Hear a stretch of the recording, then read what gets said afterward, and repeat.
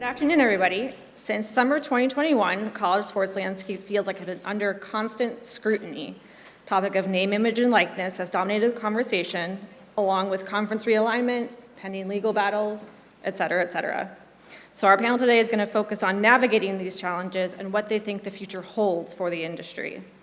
Gabe, can you start us off by setting the table for this group about NIL? What is it? Where have we come since it was reduced? And what's the current landscape? Sure. Thank you, Erin, and thank you all for coming.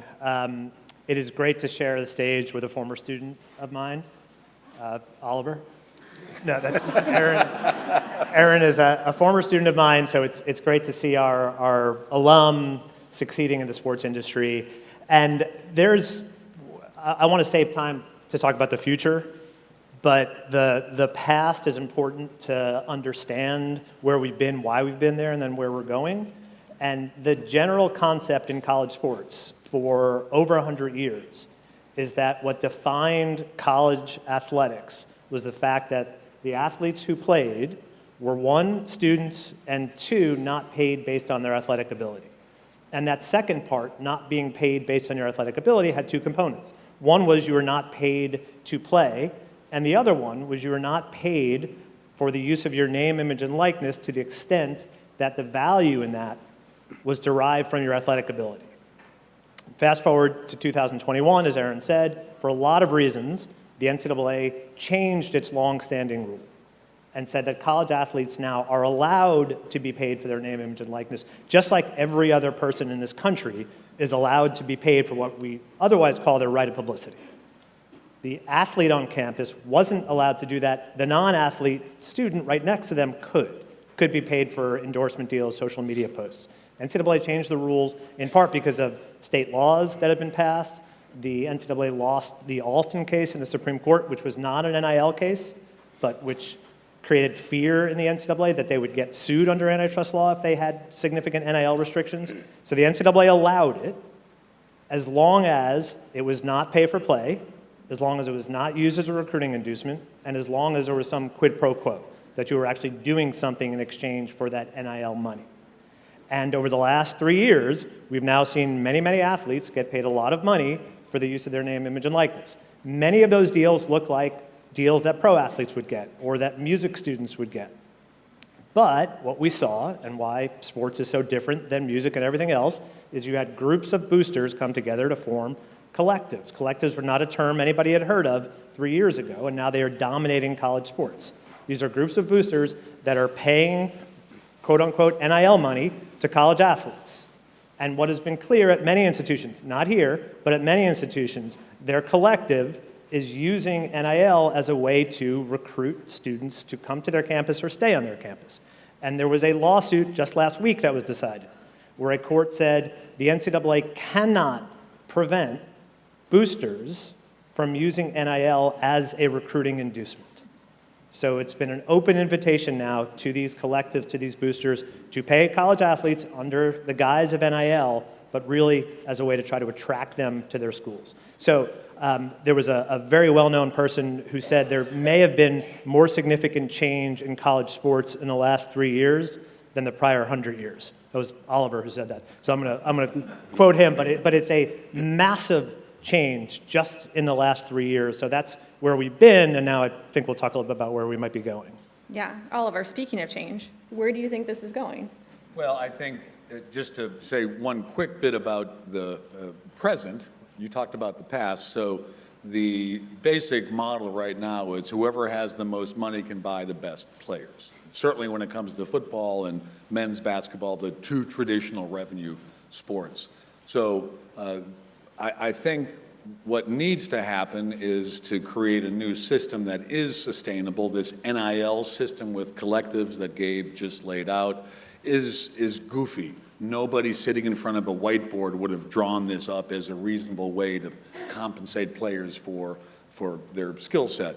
So I think that ultimately the schools need to have some sort of revenue sharing agreement with their players in those sports that are generating significant income.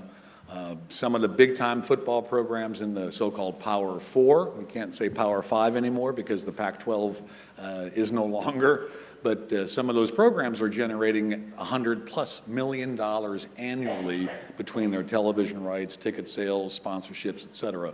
I think most folks would say the players who put their bodies at risk every practice, every game, should get some sort of payment. They should continue to be students, because as Gabe said, that's one of the pillars that's always defined college athletics. But I think some sort of revenue sharing is in the stars, if you will. That needs to happen. And I also think, and this is somewhat controversial, but I also think there needs to be some sort of bargaining unit on the other side of the table. In the National Football League or the NBA or Major League Baseball, of course, you have the league and then you have the union. I'm not advocating necessarily for a union, but there has to be some kind of a bargaining agent, because ultimately I think that's the only way to do two things. One, to have at least the appearance of fairness, but also that's the way through the non-statutory labor exemption, am I right? You got it. Professor You Feldman? got it, student. Yeah. That way, the NCAA and all the schools that want to participate in this new sort of division, they wouldn't have to worry about antitrust issues, because they're getting sued, as Gabe just mentioned, literally every other week. And so I think those two things are critical. And that's a much different model than what we've had for the last 100 years. Different than when I played college football in the 70s and 80s, different than when my son played college football back in the 2000s. This is a major shift, and it might turn some people off, but I would also argue, and I'll say, this is the last thing I'll say in this point, I would also argue the college game today, including the Green Wave here at Tulane, the games are better than ever. The kids are more talented than ever. The coaches are better than ever. The facilities, the nutrition, all those things. The game is very captivating, and that's reflected in the television viewership that college football has. We've had games just this past season of 28, 30 million viewers. Those are NFL numbers. And the networks will pay, obviously, big money for those matchups. So I think ultimately it's going to be a situation where we have to have some sort of revenue sharing, and that's based on some sort of negotiation with a bargaining entity that represents the students. The big question is, how many schools will opt into that? Is it 30? Is it 50? Right now there's, John, what, 132 130 or 3 FBS, football subdivision schools, so nobody really knows what that number will be. Yeah. But coming back to NIL as the impetus for a lot of this change, Coach, how does NIL change your daily routine when it comes to recruiting, change your daily routine as it comes to maintaining relationships with your current athletes? Yeah, I think where you are matters. Oliver alluded to that a little bit. Every place is built differently. Every place's values are different institutionally. And so I've been very fortunate to coach at the FCS 1AA non-scholarship level at the University of San Diego. I've coached here at Tulane now twice. I've coached at the SEC level, a couple of different institutions. And so all those places have some unique things that are different about them, the way they're built or structured. And so I think each place, the wiring is going to look different, and maybe what your appetite is for your ability to participate at the high stakes poker table, if you will, on what you're going to do in the NIL world. We're very fortunate here. I think we've been involved, but as a coach, your involvement is kind of, you're stuck in the middle. It's like, all right, I'm sort of a coach. At times I feel like I have to be like a GM, because the roster management part of everything is tight and it's unique. And you're dealing with young people, 18 to 22, and you're trying to educate them on what the money coming in means. And then you get those questions in recruiting. For us here at Tulane, we're I think, very fortunate. We're able to provide a world-class academic opportunity, and you pair that with what could be NIL opportunities. But if the first conversation for a kid with me, the first question, first conversation is NIL, probably not the right fit. There's certain universities that I don't know if they even talk about academics. They just talk about NIL right out of the gate. And it's just, so everybody's different. Managing that within the locker room and creating the right culture, cohesion, and team chemistry is probably the most challenging part in our role, is because even though in most of these agreements there's NDAs or non-disclosure agreement, kids still talk, right? And then the last part I'll add, that I know this conversation is not about this area, but pairing NIL, we also, at the same time, the NCAA allowed the transfer portal. So now you've created transfer rules that are different than we've ever seen or experienced. Previously, you had to sit out a year if you transferred to a school at the same level, Division I to Division I FBS. So now there's free movement. There's a lot more money that's been opened up that's freely flowing, if you will. And so there's a lot of things at play that have changed how we do things. And I think where you are, that probably dictates a little bit of what that looks like as well. Yeah. And Aaron, just to add one thing on that, some people have compared it to free agency in professional sports, except there are no contracts, and you can leave at any point.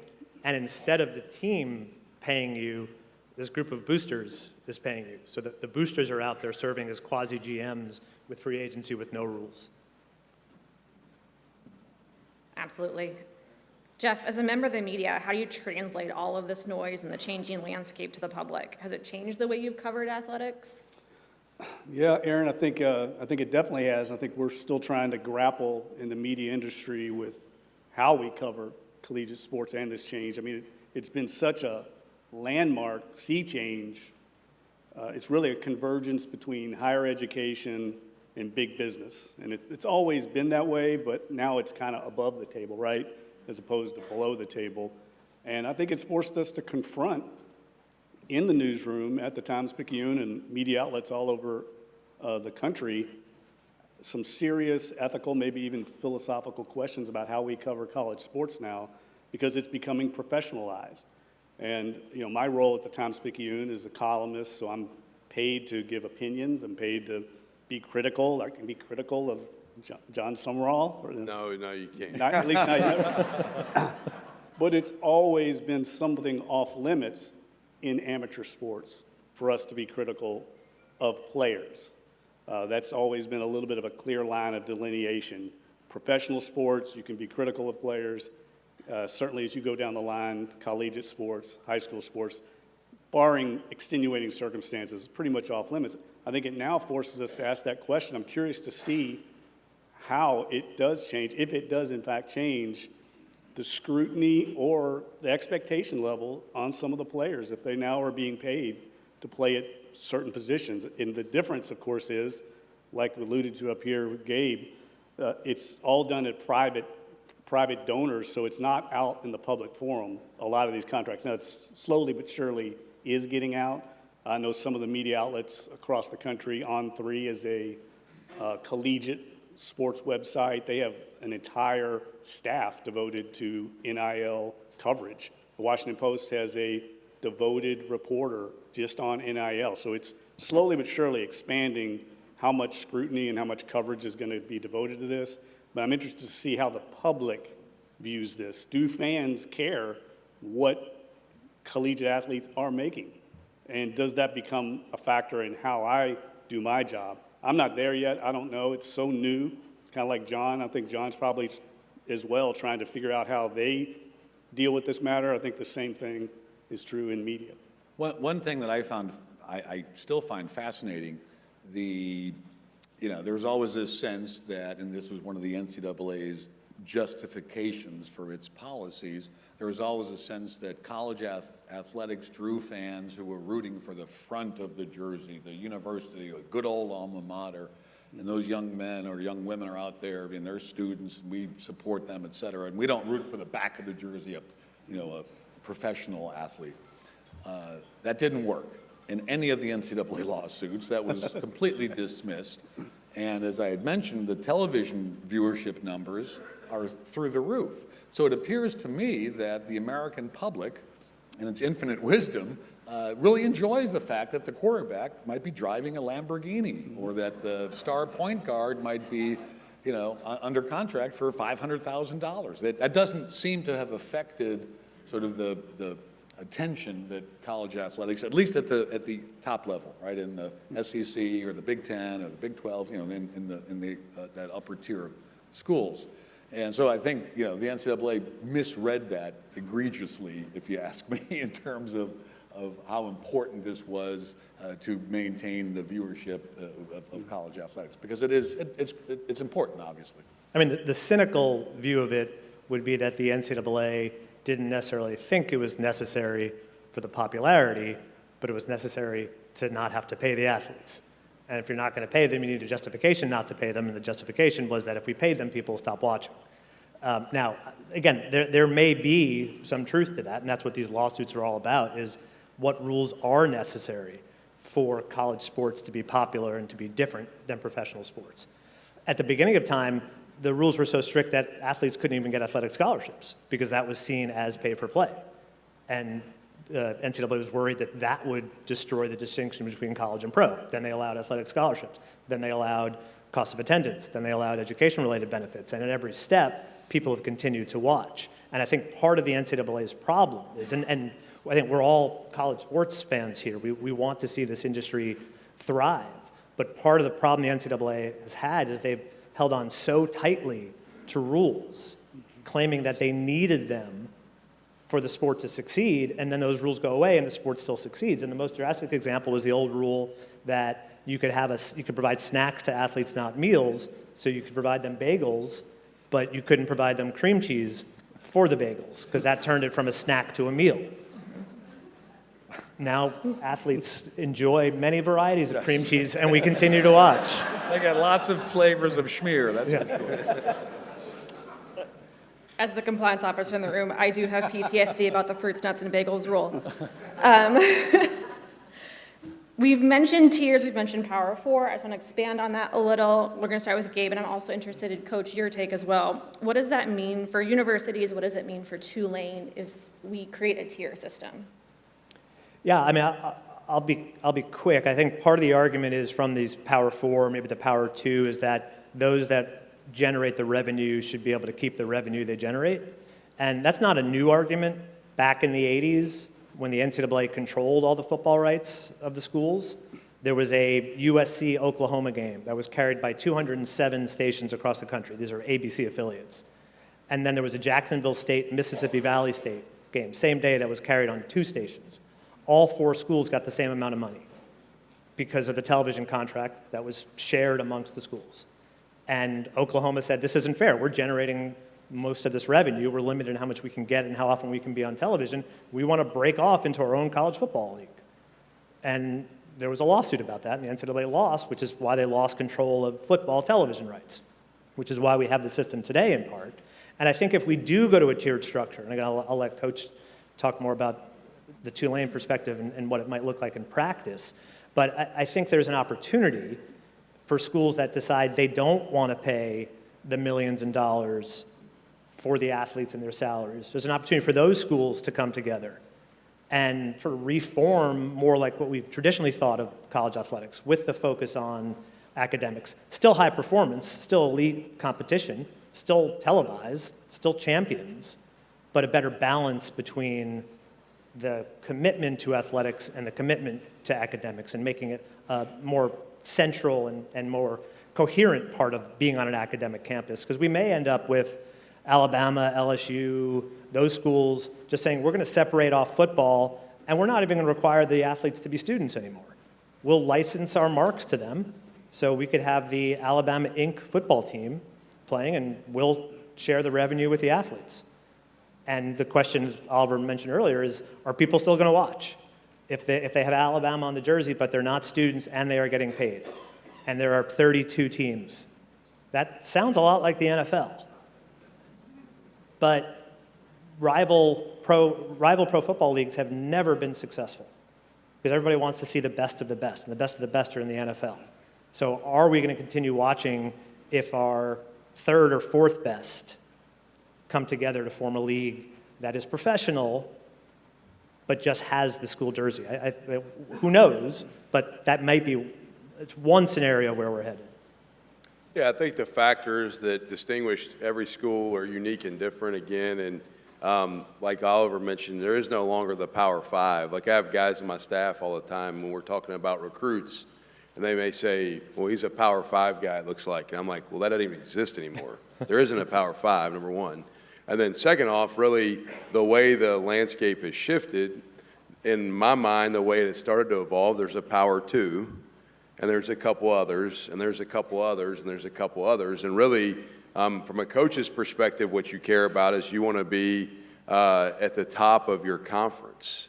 You know, we're in the American Conference. I want to be at the top of that conference, and that's how we're evaluated, judged, and we want to win our conference. And so the shift, though, is ongoing. I mean, as soon as you think conference realignment was going to settle, it just continues to move and it continues to change. And so who knows where it lands? Who knows where it stops? Obviously, the money part of it has a lot to do with that. The TV part of it has a lot to do with that. And the playoff stuff that Oliver and I were talking about this earlier, the playoff model of the revenue piece and how many teams have access to getting in.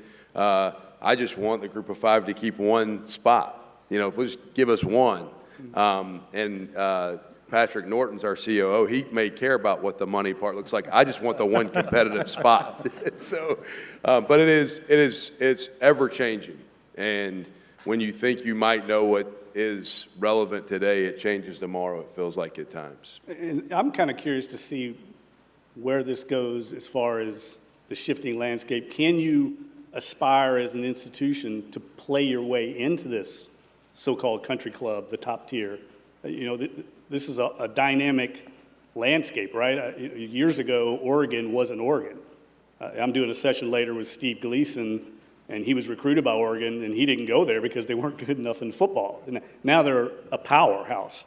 They eventually played their way into being one of the big boys. Florida State, a great example. Florida State was an independent institution, and Bobby Bowden came along and made that program into what it is today. Can you do that in the future? Or are you going to be labeled as an institution one of the second tier? Because after all, athletics is all about, right, achieving and aspirations.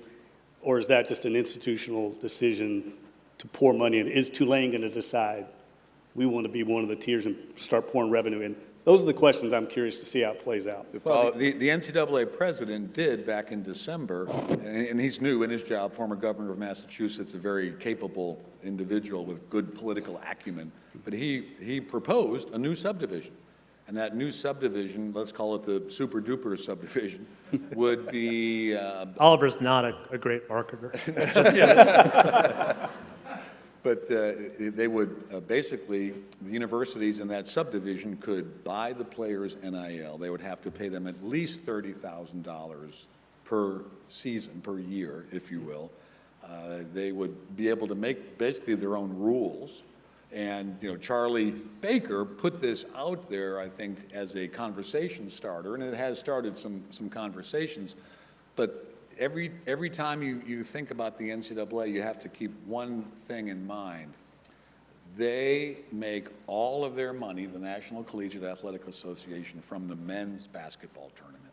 And I'm exaggerating a little bit, but virtually, in reality, 95% of their revenue comes from the men's basketball tournament, from television rights, ticket sales, et cetera.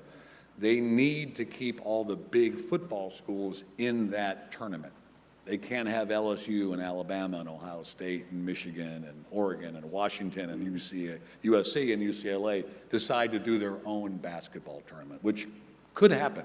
There's, you know, nothing says that the NCAA has to have all those schools, you know, in the tournament. So everything that Charlie has to do is to, in a sense, placate, if that's the right word, some of the top football schools, because he wants to keep them in the fold. Otherwise, the NCAA really has no revenue streams. And also has to convince those schools that it's more valuable for them to be in a basketball tournament that has all the schools in it. Because for basketball, that's part of the fun. You know, we'll start seeing next week, right, when you have a 16 seed against a 1 seed, you have the upsets. That's what makes March Madness so beautiful.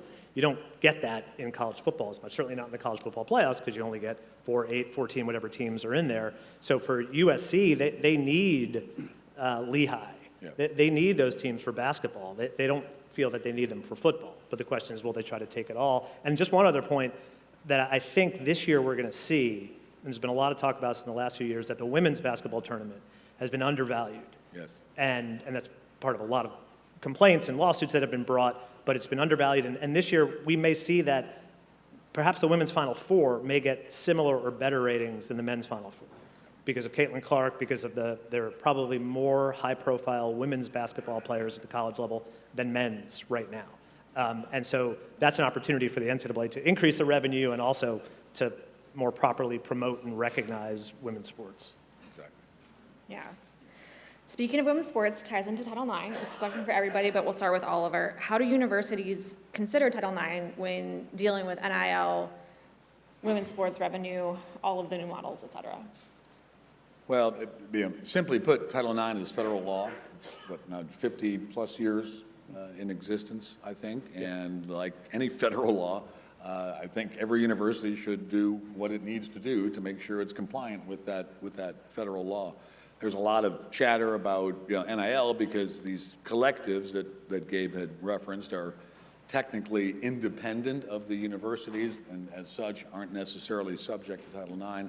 I'll let the lawyers sort out what sort of connections that need to be made there. But ultimately, it's federal law, and one is best advised to follow federal law. And I see one of my other former students who's the head of Title IX at Tulane here in the audience, so he can help us with that later, too. Yeah, let's give him a round of applause. And Gabe's absolutely right. Women's sports are having a moment now. It's a very positive moment.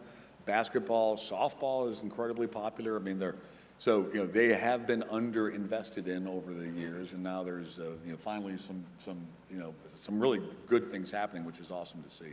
Yeah, and I think the collective issue has raised a real challenge for the NCAA because, as Oliver said, the collectives are private, unaffiliated third parties. They're not covered by Title IX, and they are the ones that are donating most of this money or paying athletes for their NIL, and many of them are paying 90+% to male athletes, typically football and men's basketball, but there is no Title IX requirement on them. And so part of what Charlie Baker has recommended is that NIL be brought in-house to the schools so that the schools are the ones that are doing these deals, which sounds like a horrible idea for a lot of reasons, but would at least make Title IX applicable.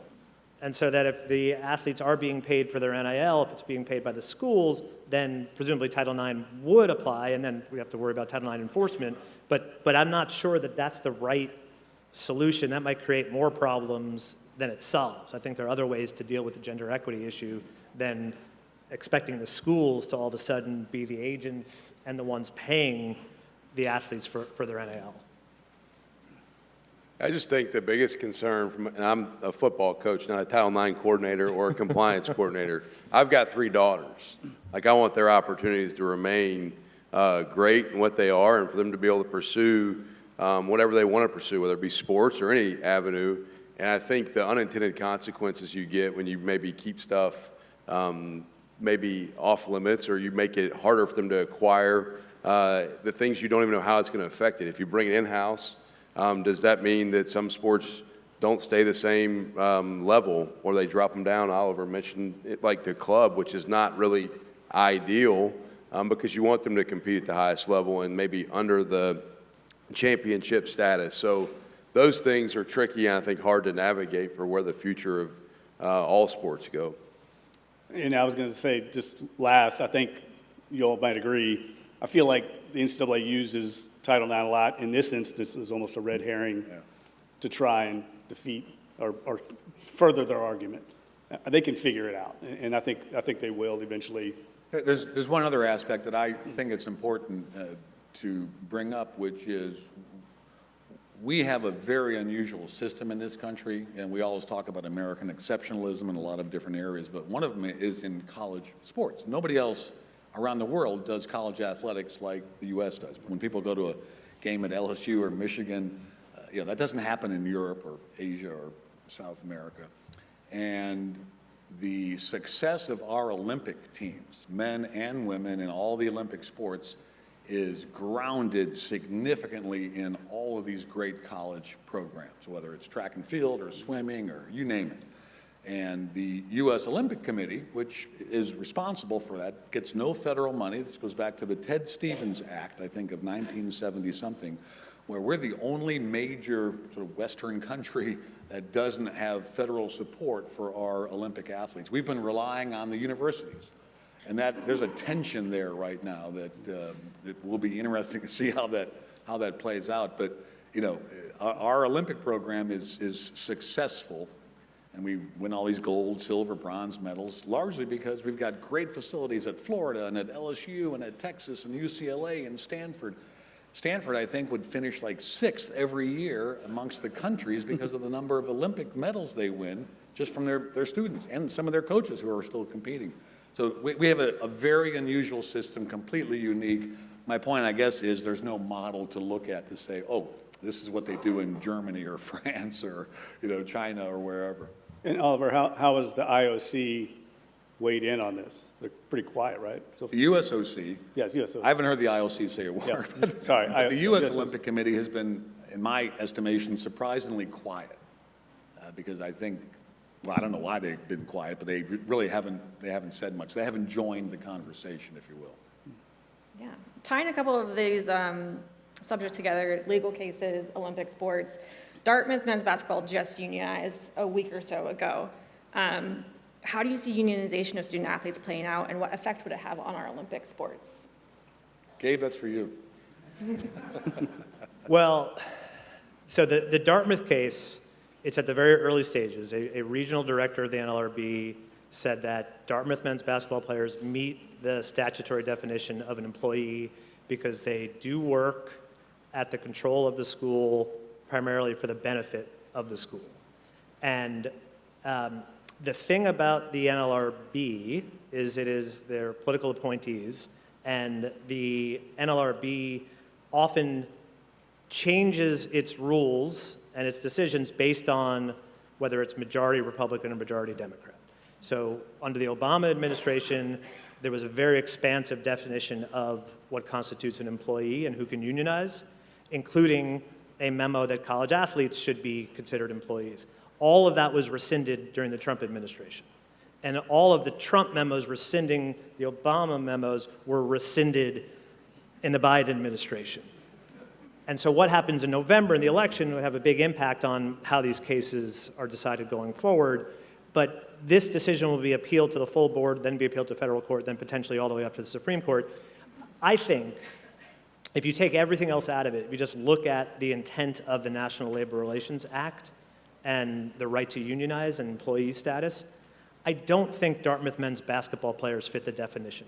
That doesn't mean that other college athletes might not be employees, but Dartmouth men's basketball players who are at Ivy League institutions, who are not receiving athletic scholarships, I think if they are employees, then probably every athlete at every level, Division I, II, and III, are employees, and our musicians might be employees, and our art students might be employees. So I think that's a decision that's probably not going to stand. It doesn't mean that other athletes won't be declared employees. And if we do get to a point where the athletes are able to unionize and collectively bargain, then I think it goes back to where Oliver started, that the athletes will have a say in their compensation, in their terms of employment. And that ultimately may be a good thing because, among other things, the reason the NFL doesn't get sued every day for its draft and its salary cap and its free agency restrictions, all of those would probably be illegal under antitrust law. But they're not because they were agreed to by the union. If college sports got to that model, they wouldn't have to worry about antitrust law. They'd have to worry about unions, but they wouldn't have to worry about antitrust law. So I think it might just be part of the natural progression. How would it impact Olympic sports? It's a great question. I will say that it is a little ironic when a Power 2 school says we won't be able to afford to field a lacrosse team if we have to pay our football players in the same week that they are paying $80 million to fire their coach. I have an idea of where you could possibly find some money for the Olympic sports. And don't you think, John, it can get complicated, right? If we start talking employees, can you fire an employee can you not? I think that kind of already goes on now to some degree. Yeah, I think to some degree. And the other question is like, what do the contract terms look like? Does that change transfer portal rules? Like, because right now you can move, the NCAA this past December just allowed guys to transfer that have already transferred. It was a one-time transfer rule. Well, now it's basically like, hey, you transfer whenever you want. And so at what point does there become, if there is unionization, if there is collective bargaining, if there is those sort of formalized things, then, all right, are there contracts that are hard and fast that you can get out of if you buy out of them, like a coach may have to do, but that you are stuck to being there for some period of time, like the NFL or the NBA? And John, is there any concern in the coaching community from, say, as this goes forward in NIL, say a local recruit gets an NIL package with the local car dealership, and they're putting up money before he even comes to Tulane. He has a big name recruit. Is there concern at all that there's going to be pressure from the car dealer on you to play this recruit who he's paying money to, frankly, be marketed to the local population? Yeah, everybody thinks they're the owner now. Right. You used to, you just answered to your administration at your school, but now the people that are involved, maybe with collective or with car dealership, feel like they may have some sort of a say in how you manage the roster, the team, the playing time, which as a coach, your job is to play the players that deserve to play, that earn the opportunity to play, and give your team the best chance to be successful. But that is at play, for sure. Certainly a lot to consider. We're going to open up questions to the audience now. We have about 5 minutes left.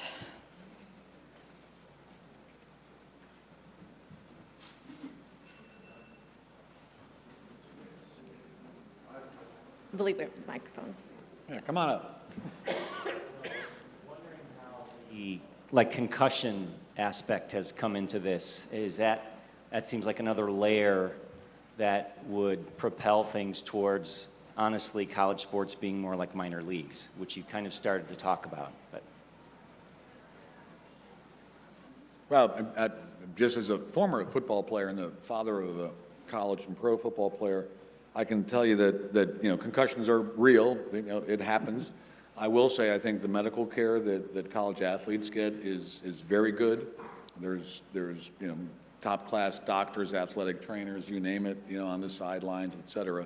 But it's a risk, and it's a risk not just in football, but in many of the so-called, contact or collision sports.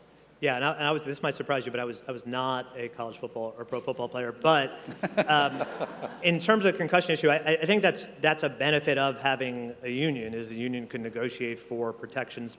But there's been so much litigation around concussions at the college and pro level that the NCAA and the schools have taken a lot of steps to try to make the game safer and to try to provide more benefits for college athletes and more insurance and more health care.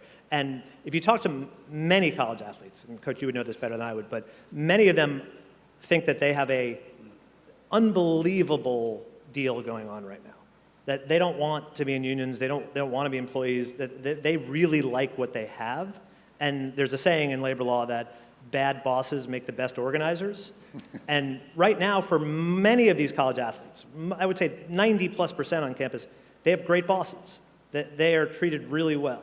But it's at that very, very top echelon where they say, well, we're putting ourselves at risk and we're generating hundreds of millions of dollars. Not the Dartmouth men's basketball players, no offense to them. But they're generating hundreds of millions of dollars. We should get a bigger share of it. Yeah, to the concussion piece, I do think I was a student athlete, played college football, and the best medical care I ever received was when I was a student athlete, better than I got now. Because you have a team doctor that comes in every morning at 6 a.m. or 6:30 and checks on your entire team. If there's somebody that's got the sniffles, a sore throat, a vision issue, a dental issue, whatever, our guys got great medical care there. The technology with the helmets and those sort of things, really a big thanks to the NFL because they've done a lot of the studies to help protect brains and the head injury stuff. But to the point too, I think most of our guys like the model. I haven't done a poll. Maybe I will. I don't know. I might get something back I don't like. But I think most of our guys enjoy the model. If they didn't, they can they're now allowed to leave and go be a part of some other model.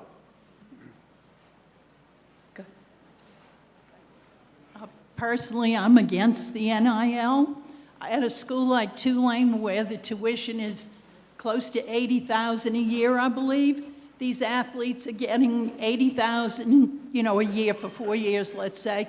Free tuition, free books, free room and board.